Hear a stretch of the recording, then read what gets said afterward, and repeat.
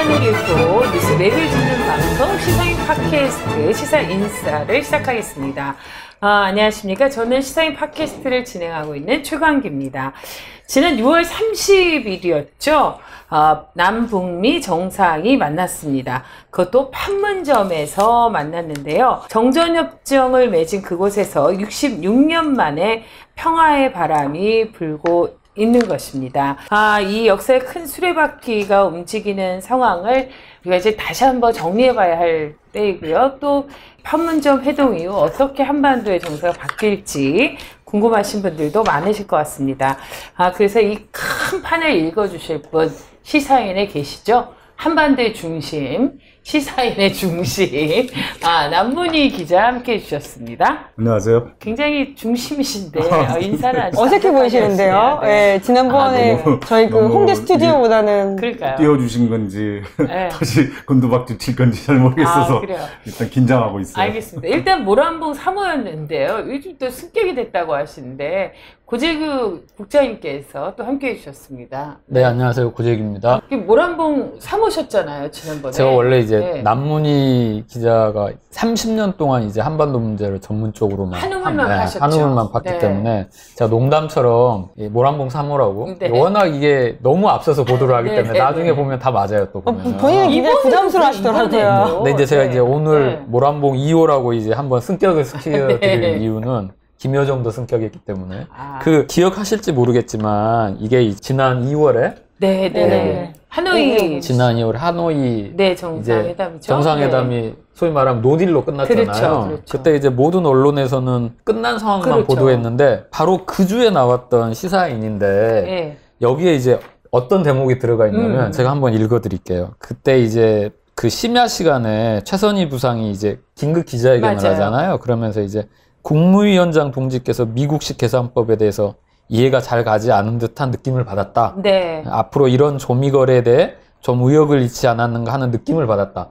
이제 다른 언론에서는 이걸 말 그대로 그냥 중계만 했는데 남문희 기자는 이 속에서 이제 소위 말하면 맥락을 잡아서 어떤 해설을 밑에다 달았냐면 겉보기에는 어떻게 보면 이제 소위 말하면 이제 미국에 대한 좀 비판으로 보이는데 외무성의 노련한 전문가들을 제치고 전 스페인 주재 북한 대사였던 김혁철을 내세워 애교 담판의 기본인 이익의 균형을 무시함으로써 판을 그르친 바로 김영철 북한 노동당 부위원장 겸 통일선전부장을 겨냥했다는 지적이 나오고 있다. 이게 몇 개월 후에 실제적으로 김영철이 실각되잖아요. 끝나자마자 예고한 모란봉 3호. 그래서 이제 모란봉 2호로 승격할 2호가 아니라 이 정도면 1호 아닌가요? 그래서 저희가 이 기사를 보면서 취재원이 김영철 아닌가? 직접 전화하는 사이 아닌가? 이게 굉장히 위험한 발언이에요. 나 지금 소름 돋았어요. 이게 지금 이걸 오래 해야 되나? 여기 국정원 방송이니까 지금. 불과 이게 몇 개월 후에 이게 팩트가 되는데 끝나자마자 이런 예상과 예측을 하는 거는 어떻게 보면 이제 정말 한우물만 판 내공이 있는 사람만이 짚을 수 있는. 이게 지금도 이야기하셨지만 이 남문희 기자는 이런 스케치북 같은 걸 들고 다니잖아요. 저기 대학 노트. 저게 취재 노트인데요. 지금 막 손으로 막 이러고 가리고 계신데요. 저게 이제 모든 비기가 담겨 있는 이거는 지금 저기 이렇게 제가 이렇게 보니까 이렇게 보면 뭔 얘기 써냈는지 막 낙서장 같은데 이게 지금 한반도 평화 관련된 비기가 담겨 있어요. 저기에다가 매주 취재하실 때 저걸 다 기록하세요.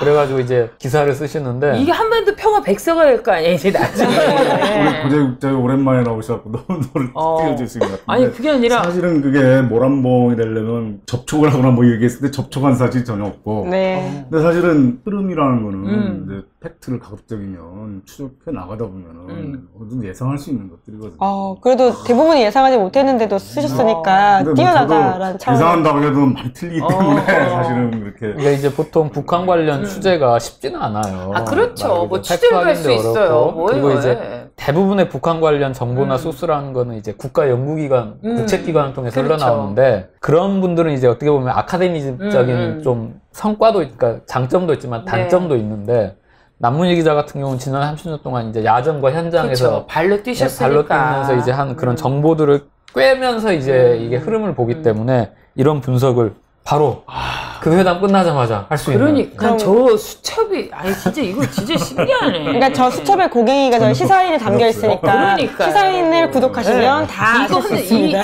저 수첩은 도대체 알 수가 없어요. 암호문 같아서. 근데 시사인을 보시면 될 것 같아요. 그렇죠. 네. 자, 우리 또 김은지 기자도 함께 정리하기 위해서 나오셨습니다. 이 자리에 있어서 영광이네요. 네, 그래요. 한 번도 미래를 알 수 있는 자리. 모란봉 2호를 같이 타셨어요, 지금.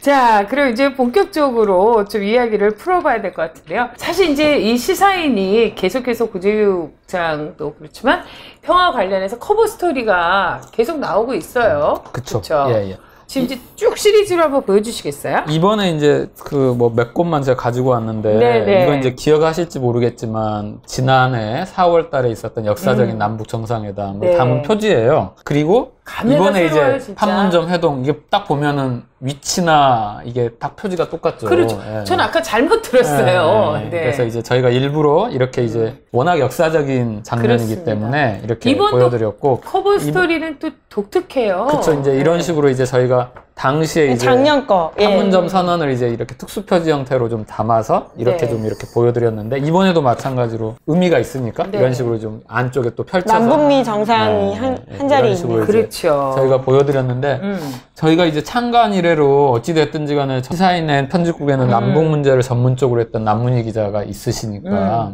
한반도 문제 좀 줄기차게 다뤘는데 작년 같은 경우 좀 이례적으로 4월부터 6.12 싱가포르 회담까지 거의 한 6주, 7주 연속을 진짜 계속 커버를 쓰게 했어요. 맞아요. 그래서 남문희 선배가 거의 그때 너무 고생하셨는데 이제 워낙 사람들이 관심도 폭발되고 이때 아니면 언제 쓰냐? 그리고 이제 한반도 문제를 말 그대로 언제 이제 우리가 이렇게 피부로 좀 와닿게 느낄 수 있냐 해서 그때도 6주, 7주 쓰시면서 이제 다른 언론 같은 경우는 낙관적으로 보기도 했는데 또 그때 또 앞서가서 잘 안 풀릴 수도 있다. 또 벌써 또 예측을. 그런 내용이 있어요. 그렇군요. 아니 이게 지금 사실 이렇게 민족의 큰 과제잖아요. 이 평화 통일이라는 과제가. 근데 지금 생각해보니까 오늘은 뭐 하여간 모란봉 2호를 띄워주는 날이기도 한데 이름도 굉장히 의미가 심장해요. 남쪽의 문을 열고 희망의 통일을 열어 제끼자. 뭐 이런 본인도 놀라신 것 같은데요. 이런 깊은 뜻이 있지 않나. 북쪽에 있어서 북문이었을 텐데. 요건 준비해 오셨네. 요건 준비해 오셨네. 이거 지금 생각나는 거 지금 나도. 그러네요. 굉장합니다. 그럼 이제 일단 이렇게 시사인이 남북 문제에 좀 집중하면서 계속해서 커버 스토리를 쓰고 있었고 또 앞으로도 어떤 변화에도 적극적으로 시사인이 앞장서서 이제 대응을 할 텐데요. 이 남문희 선배님께서 이제 이 문제를 좀 풀어가야 될 것 같습니다. 6월의 마지막 날이었어요. 남북미 정상이 그야말로 이제 깜짝 회동을 한 건데요. 어떻게 예상은 하셨습니까? 베를린에 있었는데 고재국장이 몇 번이 하노이 회담을 예상했다 이렇게 연락이 왔더라고요. 그래서 저는 조금 약간 시니컬하게 얘기했던 것 같아요. 저희 같은 경우는 이제 저는 기자라는 신분이잖아요. 기자라는 한반도 문제를 특히 다루고 있고 그런 경우에 그런 문제에서 이제 약간 딜레마가 있어요. 그런 상황이 미리 예측이 된다고 했을 때 저희 같은 경우는 그걸 알아도 보도를 안 하는 경우가 그래서 좀 그 사안은 정책 당국자들한테 좀 맡기는 그런 사안들. 그리고 기자들은 그거를 큰 틀에서 추정은 하지만 사안이 현실화될 때까지는 지켜보면서 근데 중요한 문제니까요. 그렇게 하는데 미리 뭐 이렇게 정치듯이 이렇게 나오는 얘기들이 물론 이게 바람직한 건가에 대한 약간 의문이 있고 사실 그래서 그게 이제 오래된 습이라고 할 수도 있는데 이 북한 문제가 늘 그래요. 그러니까 어떤 상황이 전개될 것 같다. 그래도 거의 안 쓰는 경우들이 많아요. 기자들은 알아도 안 쓰는 경우. 대개는 또 모르니까 또 그런 경우도 있고 그렇지만은 그래서 오히려 좀 역할 분담을 한다고 할까 그런 거기 때문에 이런 사안이 있으면은 이제 미리 알았냐 뭐 이렇게 했는데 사실 미리 모르는 경우가 많아요. 왜냐하면 미리 알고자 하지 않으니 그 추세는 늘 체크를 하죠. 그래서 어떤 일이 터졌다. 그러면 뭐 이렇게 터질 게 터졌구나 이렇게 보는 거지. 야 여기 언제 둘이 만날 것 같다, 셋이 만날 것 같다, 여기에 이렇게 연연하지 않는다 할까? 그런 어떤 문제가 있어요. 그렇죠. 워낙 이게 어디로 어떻게 튈지 모르는 예전에 그런 일들이 많았어요. 뜨거운 감자라서. 저도 뭐 소식적에는 특정 경쟁 이런 거 하잖아요. 그렇죠. 북한 관련해서는 미리 써버리면 그 사안이 깨지는 경우가 거의 100%. 그럴 수 있겠네요. 그래서 남북관계 취재나 이런 거 할 때도 북한에서는 늘 그런 식으로 했는데 남쪽 언론에 나오면 깨진 걸로 알아라. 그렇게 해버려요. 그런 게 이제 저는 모의했죠. 그래서 대략은 이제 흐름이 틀리고 있다라는 건 알았어요. 그러니까 아주 결정적인 어떤 터닝 포인트들이 보였어요. 아, 이번 기사에 굉장히 좀 나오더라고요. 네, 보였어요. 계속 짚고 있었죠. 짚고 있었는데 그게 뭐 6월 말에 판문점에서 뭐 물론 이걸 취재나 할 수는 있겠지만 그냥 그 넓은 흐름 속에서 보고 있는 거죠. 그러니까 어느 시점인지는 몰라도 하여간 이제 그 물꼬가 좀 트이는 게 직감적으로 느껴진 거죠. 보고 계셨고. 다만 저는 조금 전체적인 스케줄상 북미가 밑에서 물 밑에서 계속 주고받고 한다는 건 알았지만 이게 현실화되는 시점은 약간 좀 더 뒤로 봤죠. 그랬군요. 가을쯤으로. 지난번에도 제가 가을 말씀드렸는데. 맞아요. 근데 사실 지금 시작한다 해도 가을쯤에 그쵸. 지금 뭐 실무회담 해야 되니까. 근데 굉장히 그 남은희 선배는 신중한 반면에 우리 시사인의 또 고재규 국장은 절대 신중하지 않잖아요. 일단 빨리 질르고 봐야 돼서 모든 문제는 그분 때문에 국장 때문에라는 이게 지금 말이 나올 정도인데 실제로 취재하시는 남문희 기자 입장에서는 이제 워낙 조심스러울 수밖에 없고 이제 저는 이제 어떻게 또 보면은 그 주에 지면을 꾸려야 되잖아요. 그렇죠. 일단 질러야죠. 지면을 꾸려야 되니까 이제 만에 하나라도 그럴 리 없겠지만 그때 그 언론재단 연수 때문에 베를린 계셨거든요. 톡을 계속 둘이 주고받았던 새벽에서 만에 하나라도 이렇게 되면은 이제 저희는 바로 지면을 꾸려야 되니까 그래도 선배 좀 이렇게 봐주시라 상황 좀 봐주시라고 했었고 근데 저도 이제 이렇게까지 급작스럽게 말 그대로 좀 드라마잖아요. 저희 제목처럼 드라마가 펼쳐질지는 몰랐죠. 또 한편으로는 마감병인데요. 이왕이면 월화해야지. 하수해야지. 이게 토일에 하면 약간 또 애매하거든요. 이게. 그렇죠. 이런 또 못 쓸 병이 또 있어요. 목요일이 아닌 게 얼마입니까? 그럼 어떻게 제가 친서라도 보내볼게요. 앞으로 하실 때는. 아니, 친서 보낼 필요 없고요. 여기 모란봉 의원님한테 얘기하면 됩니다. 앞으로는 월화에 주로 하는 거예요. 그 남은희 선배님이 쭉 예의주시하면서 그런 어떤 조짐이랄까 흐름은 이제 감을 잡았다, 예측이 됐다라고 하셨는데 구체적인 어떤 감이라고 할까요? 흐름은 어느 대목부터 이제 좀 짚어보면 될까요? 정확하게 말씀드리자면 5월 19일 날 트럼프 대통령이 폭스뉴스하고 인터뷰를 했었어요. 그때 뭐라고 했냐면 그때 이제 아마 이란 핵 문제 가지고 얘기를 하는 중이었는데 갑자기 이제 하노이 회담 얘기를 하는 거예요. 그러면서 하노이 회담에서 이제 핵시설이 5군데가 있는데 사실 북한에 김정은 위원장은 그중에 하나에서 2개 정도를 폐쇄하려고 하는 것 같은데 주로 영변 쪽에 맞췄었죠. 그렇죠. 그래서 자기가 그럼 나머지 3개는 어떻게 할 거냐 그렇게 해서는 딜이 안 된다. 중진은 아직 딜할 준비가 안 돼 있다. 이 얘기를 했다는 얘기가 나왔었어요. 그래서 저는 그때 보고 미국의 입장에 다시 하노이 회담으로 돌아갔구나라는 무슨 말씀이냐면 하노이 회담 직후에 미국 분위기는 뭐였어요? 존 볼튼을 중심으로 하는 강경파 빅딜 한꺼번에 다 핵물질에서 핵무기, 미사일까지 한꺼번에 거기다가 생화학무기까지 하는 이런 식으로 이제 강경하게 나간다고 그렇게 했었잖아요. 근데 저는 그렇게 오래 못 가리라고 봤어요. 그거는 그렇죠. 그렇게 협상이 될 수가 없는 거거든요. 한 번에 하는 게 가능하지가 않잖아요, 실제로. 그래서 결국에는 미국은 다시 그 하노이 회담의 안으로 돌아갈 수밖에 없다. 근데 그 하노이 회담 안이라는 게 뭐냐면은 이제 지금 요즘 뉴욕 타임스가 얘기했던 핵 동결안이에요.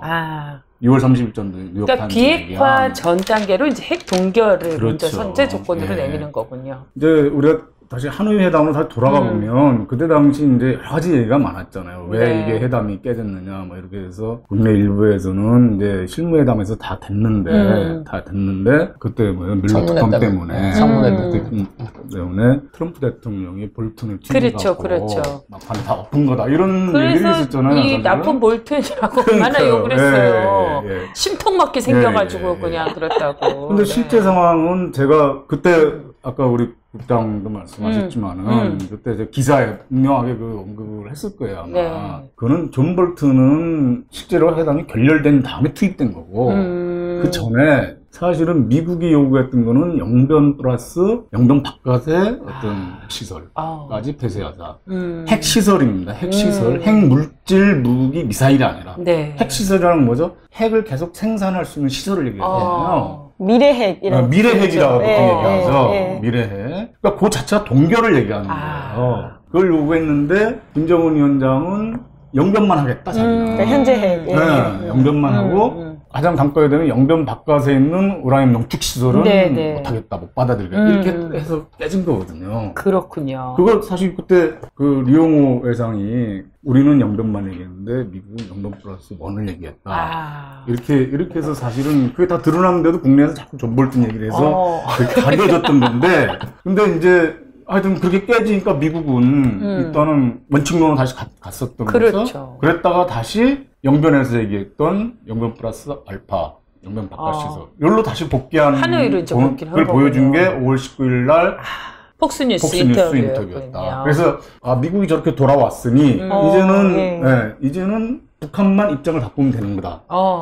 그래서 제가 사실은 하노이던 결렬 이후에도 북한은 영변 바깥의 시설에 대해서 빨리 입장을 정해야 된다는 기사를 쓰면서 몇 번 북한을 타이르셨네요. 그거는 북한을 방금 얘기하신 대로 그럼 왜 이제 북한 김정은 위원장은 베트남에서 영변만 국한했는지 이제 그게 이제 앞서 제가 얘기했던 맥락이 나오는데 그걸 이제 보고한 게 김영천.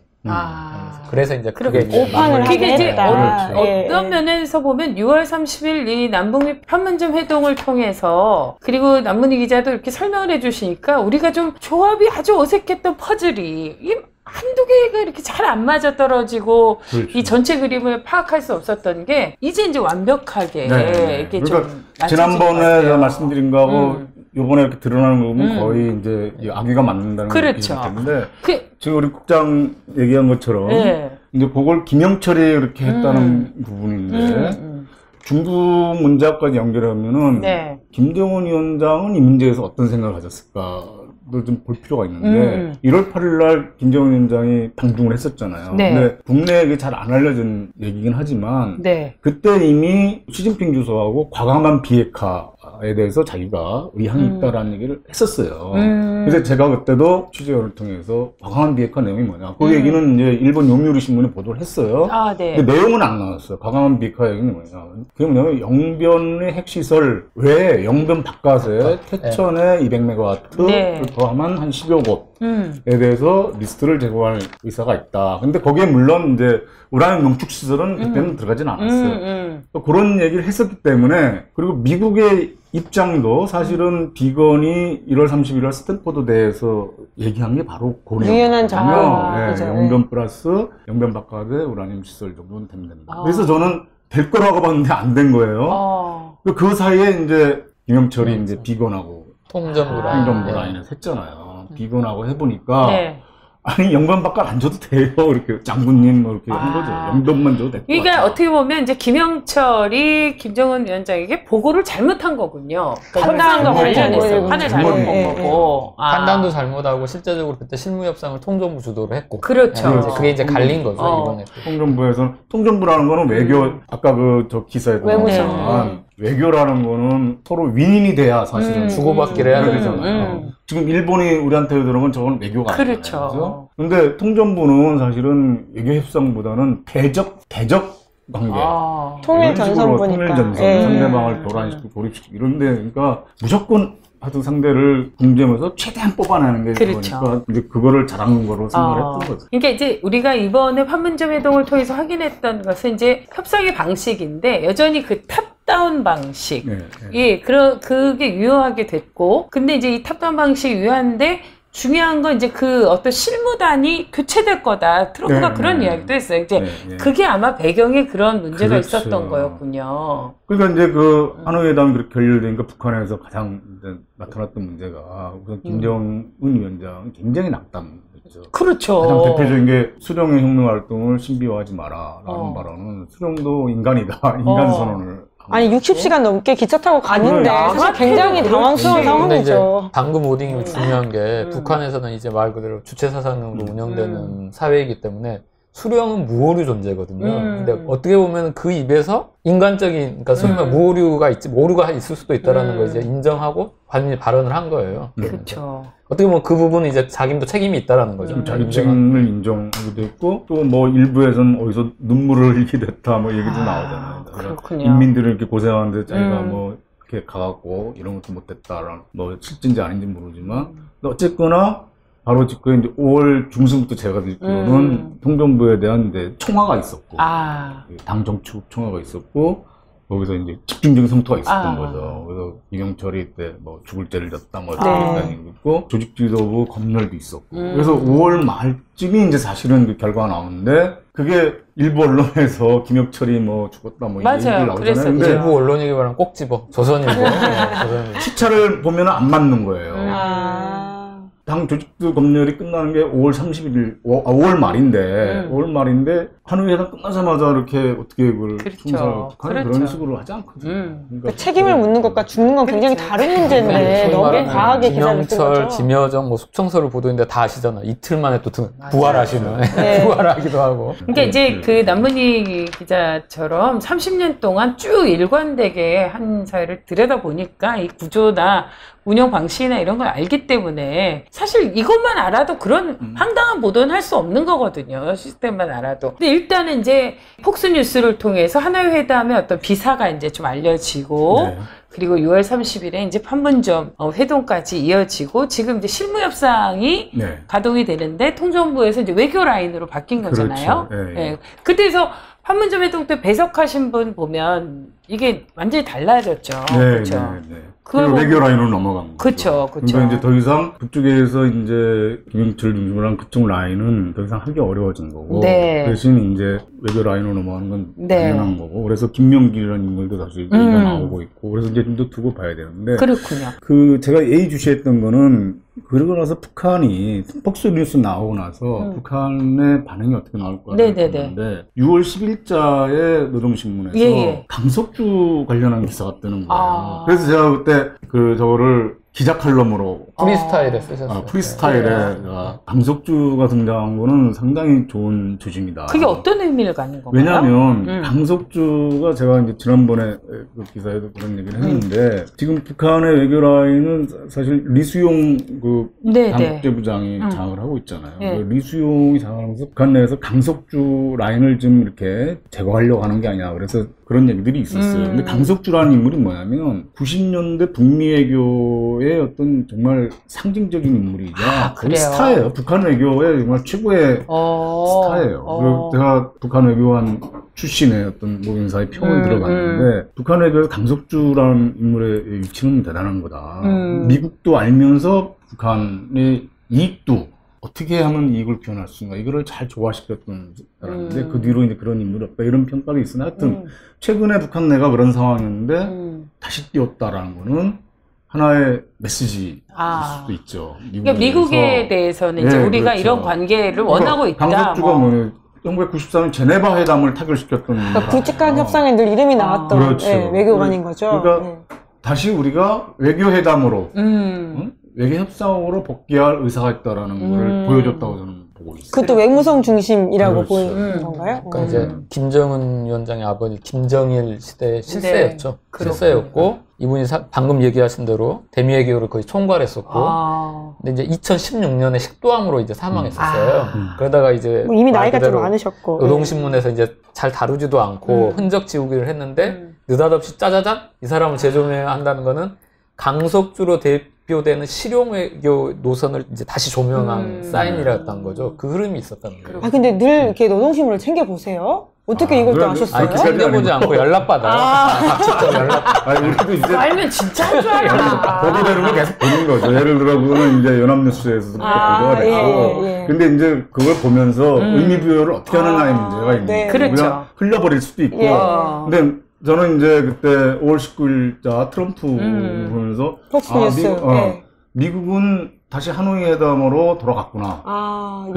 그리고 북한도 응할 태도가 근데 그러면 북한이 어떻게 나올지 보고 있는데 딱 노동신문에 뜬 거예요. 그리고 나서 그 다음날 트럼프 대통령이 자기가 친서받았다. 어제자로 받았다. 6월 10일. 그러니까 6월 10일자 노동신문에 딱 띄우고 어제자로 친서받았다. 이러니까 뭐예요? 이거는 거의 북한이 겉으로 국내외적으로 자기들의 어떤 방향을 보이고 트럼프 대통령한테는 친서를 보내고 이렇게 한 거죠. 그러면 진짜 6월 30일이 깜짝 회동이 아니라 남문희 기자의 취재에 따르면 굉장히 이미 그 재반 환경이 조성되어 있었다라는 환경은 만들어갔는데 제가 이제 궁금했던 거는 사실은 아까 얘기한 영변 플러스 알파, 영변 바깥의 핵시설에 대해서 그러면 저는 그건 가능하다고 생각했어요. 왜냐면 1월 달에 시진핑 주석과의 관계에서 물론 거기에 농축우라늄 얘기는 안 했지만 언급을 했었잖아요. 그렇군요. 그래서 그게 어떻게 될지를 지켜보고 있었던 거죠. 근데 어쨌건 지금 이제 이렇게 그 내부적으로 물밑에서 이렇게 급변하는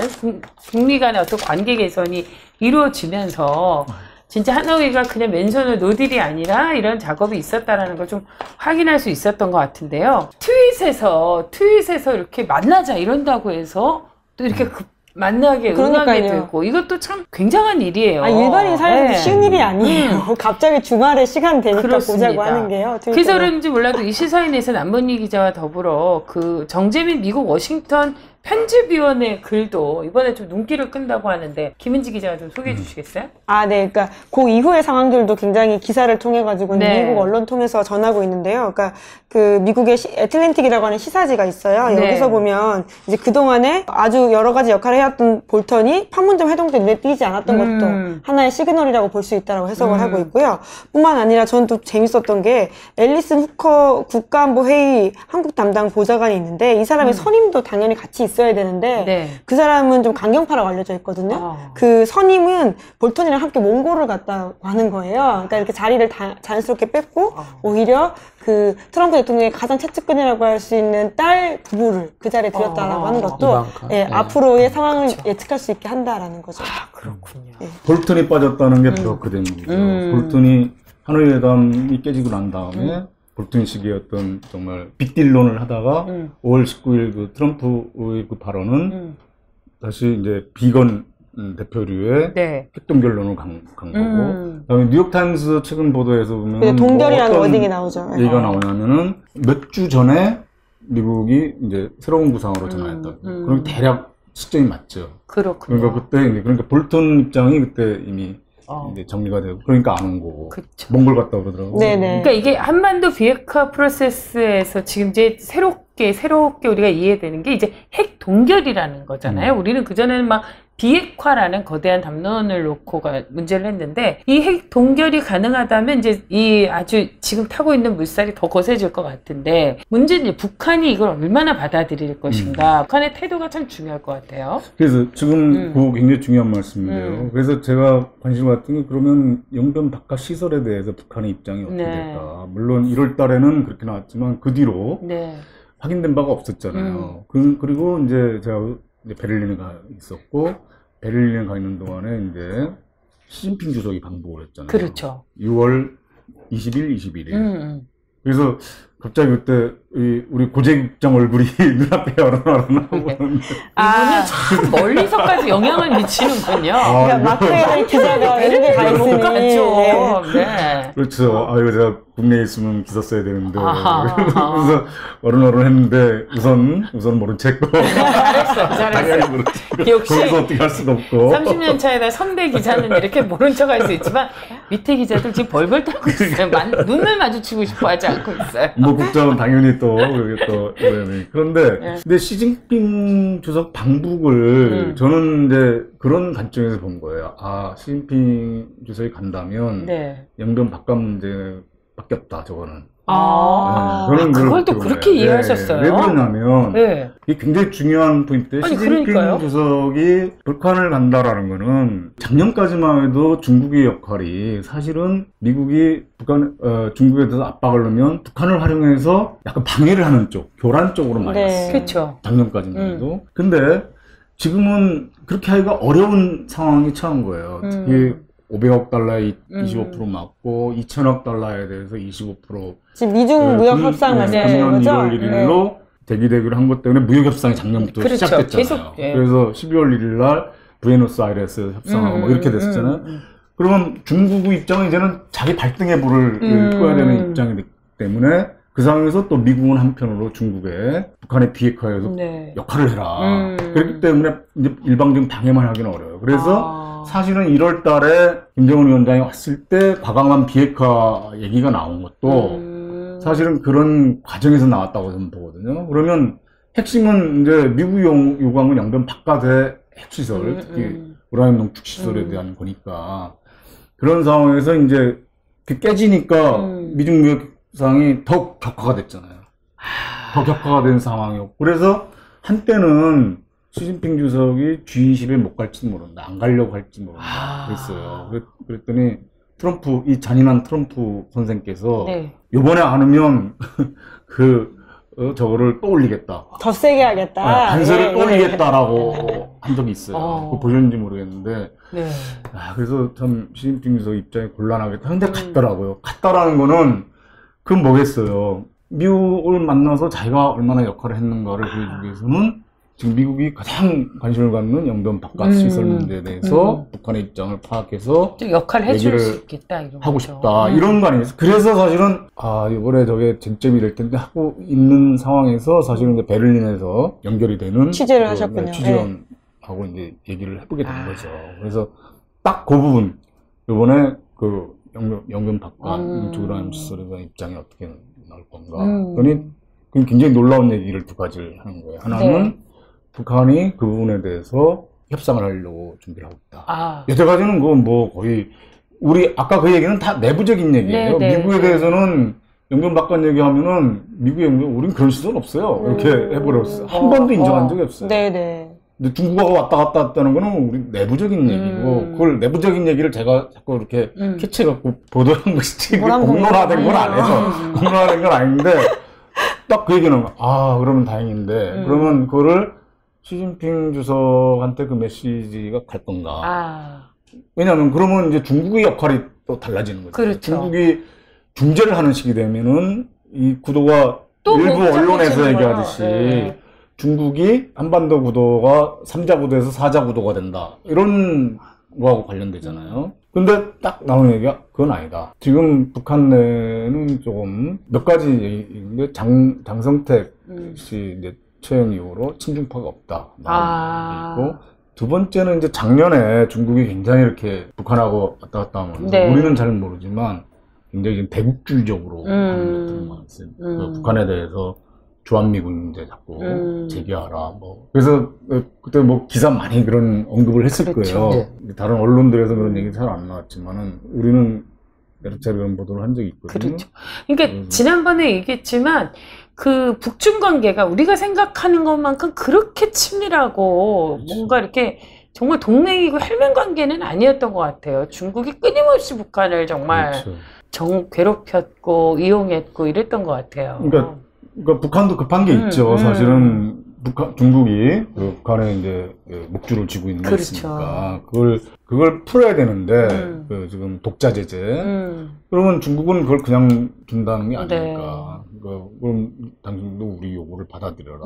그럼 그게 늘 대미 관계에서 자기들이 필요로 한 거. 그렇죠. 뭐 주한미군 이런 거 이해관계를 끌고 들어가니까. 하노이 회담 같은 경우는 뭐예요? 유엔 안보리 제재. 약간 그때 이렇게 흐름을 보면 약간 뜬금없다라는 생각이 좀 들 거예요. 북한의 이해관계를 반영한 건 분명한데 저게 여러 가지로 좀 그게 이제 사실은 중국의 이해관계를 반영한 그렇죠. 중국의 입장도 어느 정도 작용한 그렇죠. 그러니까 진짜 이렇게 큰 판을 봐야지 보이는 그렇죠. 어떤 한반도 평화 프로세스가 아닌가. 딱 그러니까, 남북만 볼 때 맞아요. 네. 그러니까 이게 정말 이렇게 내가 뭘 바라보느냐에 대해서 보이는 게 다 다른 거예요. 근데 진짜 우리 한반도를 둘러싼 주변 국가의 어떤 관계를 이해하는 일도 굉장히 중요한 거고 남북미 관계에서 우리가 어떤 역할을 해야 하는지도 참 중요한 역할인 것 같습니다. 어쨌건 지금 들어보니까 이 미국과의 관계 그리고 이런 문제에서 북한도 분명히 이제 태도 변화가 있을 그렇죠. 것 같고 물밑에서 그렇게 나와 있습니다. 그래서 앞으로 이제 어떻게 될지 전망 요게 또 중요하거든요. 지금 뭐라면 이후로 승격되면서 굉장히 지금 날카롭게 분석하고 계시기 때문에 한반도에 살고 있는 시민의 한 사람으로서는 당연하게 너무나 궁금해요. 앞으로 어떻게 될지가 가장 궁금합니다. 그러니까, 이 평화 드라마는 어떻게 끝날 것 같습니까? 그러니까 제가 보기에는 협상의 밑그림은 서로 많이 그려졌다라고 생각이 들고 그래서 트럼프 대통령도 이렇게 아무 생각 없이 트위터 날리고 이런 것이 아니라 서로 이렇게 오고 가는 이를 친서 오고 가는 과정에서 미국에서는 특사가 들어갔다는 얘기가 있거든요. 6월 23일 친서 공개한 특사. 그래서 핵심 쟁점에 대한 조율이 가능하겠구나라는 생각에서 간 거 아니겠어요. 그렇다고 저는 판문점 회담이 다 조율됐다라고 생각하지는 않아요. 그렇죠. 그 준비 과정이 너무 엉성했고. 카메라도 엄청나게 그렇죠. 워킹이 장난 아니었습니다. 경호원들하고 서로 뒤섞여가지고요. 그런 정상회담 없거든요. 그렇죠. 그런 환경 속에서 번개를 한 거죠. 그렇죠. 번개를 해서 덕적인 건데 그러면은 이제 서로 무르익은 거예요. 그렇죠. 제가 보기에는 이건 사실은 하노이 회담에서 돼야 될 일인데 밀려온 숙제죠. 그래서 아주 어렵진 않다고 생각이 드는데 그렇다고 해서 당장에 막 이렇게 하지는 않을 거다. 북한도 영변 바깥의 문제 이런 얘기는 이것도 사실은 우리끼리 얘기예요. 그렇죠. 미국이 전달이 된 서로 이거 협상할 여지가 있다라는 얘기를 했기 때문에 나왔겠지만 어떻게 협상할지는 모르는 거예요. 그렇죠. 영변 바깥의 문제도 저기는 취미가 그거잖아요. 이렇게 딱 잘게 나누는 거. 잘게. 미국이요? 북한이요? 북한이 하나의 협상 살라미로 이렇게 아주 잘하기 때문에 그거를 이제 어떤 단계로 나눌지 그래서 좀 시간은 갖고 갈 거라는 생각이 들어요. 그래서 본격화되는 시점이 어차피 한 가을이 되지 않을까라는 생각이 들고 그러나 1단계 핵동결과 미국의 연락사무소 진출 그 다음에 이제 인도적 지원 지금 미국 생각은 그거예요. 지금 북중 교역을 의미하는 그 안보의 대북 제재 해제는 풀어줄 생각이 없는 거예요. 그럼 그 사이에 뭘 줘야 되잖아요. 그러면 그거를 남북 경협으로 그렇죠. 우리 문 대통령도 계속 얘기를 하는 게 금강산과 개성이라도 좀 풀어주자. 그래서 금강산 관광, 개성 관광까지. 오히려 우리가 지렛대가 되면 더 좋은 거 아닌가요? 북한과 중국보다는. 아니 근데 사실 그 관광은 법적으로도 아무 문제가 없다는데 개별적으로 가는 거는 일단 크게 문제는 없다라는 얘기가 있어요. 그렇죠? 그러니까 계속 공단을 풀어주는 거는 부담스러울 거고 관광을 우선 풀면서 그러면 우리도 남북관계 숨통이 좀 트여질 거고. 그렇죠. 그래서 그리고 북한도 사실은 그걸 열어도 제가 전에도 계속 얘기했던 게 핵물질 이미 생산을 가지고 있고 핵무기 가지고 있고 미사일 가지고 있는 거니까 안보상의 직접적인 위협은 없어요. 그러면서 이제 미국 연락사무소 남북경협 이렇게 하면서 좀 뭐랄까 서방으로 나오는 이렇게 접점을 이렇게 열어가는 거죠. 그래서 적응을 해나가는. 사실 연락사무소만 하더라도 엄청나게 발전된 과거에 비해서는 관계 아닌가요? 그러니까 뭐 연락사무소를 떠나서 66년 만에 그 한반도 그곳에서 남북미 정상이 특히 그 미국의 정상이 대통령이 다른 정상들은 그동안 자료화면 보니까 다 군복 입고 왔었더라고요. 그렇죠. 이게 DMZ 왔을 때는 형상복을 입고 악수하고 남북을 오고 갔다라는 것만으로도 이건 기적이에요. 진짜 기적 같은 일이에요. 그러니까 이제 어찌 보면은 아까도 이제 탑다운 방식 얘기하셨는데 어찌 됐든지 간에 좀 꼬여 있었는데 이번에 이제 판문점 회담보다는 대부분 언론 똑같이 저희도 뭐 회동이라고 하잖아요. 이게 이제 모멘텀이 돼서 그렇죠. 말 그대로 이제 협상이 한번 재개되는 거고 그리고 이제 오늘 내일 하고 이제 해서 이번 주에 지금 비건 특별대표가 유럽에 가거든요. 그래서 이제 그쪽에서 또한 이제 북한하고 실무 협상을 하지 않느냐라는 이런 관측도 좀 돌고 있어서 어찌됐든지 간에 판문점 드라마 같은 판문점 회동을 통해서 그동안 좀 삐거덕거리고 찌그덕거리고 했지만 이제 좀 무르익고 다시 또 이제 회담 재개되면 방금 이제 남문지 기자께서 얘기하신 대로 정식 회담은 이제 또 가을쯤 그렇죠. 어떤 남북이 됐건 뭐 북미가 됐건 정식 회담은 또 가을쯤에 한 번 더 열리지 않을까라는 생각이 들어요. 앞으로 그 고재규 국장님 이 한반도 평화 관련된 기사는 계속 나올 거죠? 그렇죠. 그리고 이제 농담처럼 진짜로 이게 또 오해하실까봐 모란봉 2호, 3호 이렇게 하셨는데 진짜 이런 제가 별칭을 드릴 수 있을 만큼 쉽지 않은 취재를 30년 동안 해왔기 때문에 이제 방금도 우리도 들으면 알겠지만 어떤 북한의 강원 메시지 중에 이제 그 문맥을 읽는 거잖아요. 그렇죠. 그 이번 회담 전에도 뭐 문재인 대통령 비판했고 뭐 여러 메시지가 복합적으로 나왔는데 그 중에 이제 말 그대로 문맥을 잡아서 읽고 그리고 이제 또 다른 흐름을 또 파악하고 그렇기 때문에 이제 정확한 분석을 할 수 있지 않느냐는 생각이 들고 그런 분석은 시사인에서. 네. 그것도 시리즈로 나와서 이렇게 연속으로 보셔야지 이해가 더 깊기 때문에요. 여러 앞으로도, 기사를 같이 보셔야 됩니다. 네, 앞으로도 이제. 두 사람 자꾸 그러니까 진짜 무슨 홈쇼핑이에요. 이렇게 시리즈로 안 보면 잘 이해가 안 돼요, 여러분. 시사인 구독, 마감 임박됐습니다. 여러분, 마감 되기 전에 꼭 구독해 주시기 바랍니다. 보시면 다른 언론에서는 볼 수 없는 진짜 심층 분석 기사를 보실 수 있습니다. 정말 다른 것도 그렇지만 특히 한반도 정사 관련해서는 좀 차별화된 기사를 여러분들이 읽을 수 있으니까요. 함께 해주시면 좋을 것 같습니다. 정말 무더위가 계속되고 있습니다. 모두가 땀을 흘리고 있는데 이 한반도의 평화의 땀방울로 가득 차서 가을에는 결실로 이어지길 간절히 바랍니다. 한반도의 평화야말로 우리가 미래사회에 나가는 정말 희망 걸음이 아닌가 이런 생각을 해봅니다. 모란봉 2호로 승격하신 남문희 기자, 네. 남쪽의 문을 활짝 열고 희망을 열어가 주시고요. 나 오늘 그 얘기 참 잘 생각났네. 요즘 굉장히 머리가 안 좋았었는데, 네. 그리고 늘 그분 때문에, 그분 덕분에 시사인 기자들을 오늘도 땀 흘리고 있습니다. 고지국 국장님 고맙고요. 김은지 기자, 네. 계속해서 수고 많이 하셨습니다. 여러분, 좋아요, 구독, 알람, 그분이 또 시킵니다. 네. 부탁드려요. 감사합니다.